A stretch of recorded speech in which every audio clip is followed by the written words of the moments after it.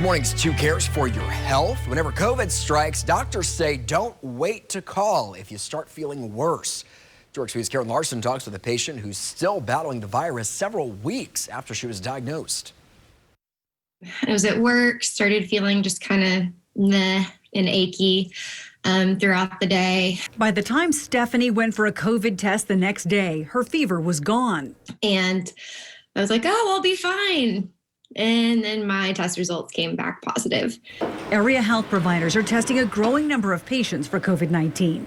Physicians at Tulsa ER and hospital say many show up with symptoms that fit both COVID and flu. Only testing can pinpoint the illness. It takes about 15 minutes to run. Is that very helpful to you for the physicians to get the results so quickly? Oh, absolutely, absolutely. So we know right away if they need to be put in isolation. Additional action is required with a COVID diagnosis. As far as your contact tracing, your work exposures, your family exposures, and then your quarantine measures that we typically don't do with the flu. The flu I actually got over faster. I feel like that was like a 4 to 5 days type thing, tops.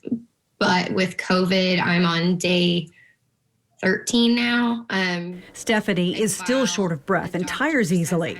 Coronavirus patients are advised to beware of worsening symptoms because they may need more tests. The radiologist will read the chest x-ray and say it's possible that it's pneumonia, COVID-related pneumonia, and then we'll do a chest x-ray, a CT, because they want to further evaluate. A lot of those patients can progress to more severe illness and require a ventilator, and maybe even require what we call ECMO, where we're having to oxygenate their blood mechanically for them. Dr. Mark Blubaugh says no one is immune. He's seeing patients as young as their 20s and 30s becoming gravely ill with COVID, especially those with underlying conditions, diabetes, high blood pressure, compromised immune systems, and obesity. Obviously, obese patients don't do as well with COVID too, and that can affect, any age population. As for Stephanie, she's slowly getting stronger, staying in isolation and counting the days until she can see her family again. I should have been able to go back to work today, but there's no way that I would have been able to. Doctors say if you're struggling to breathe, head for the hospital. Have someone drive you or call an ambulance. Now, tomorrow, we take you inside the ER. What to expect when you're facing a medical emergency. Karen Larson, 2 Cares for your health.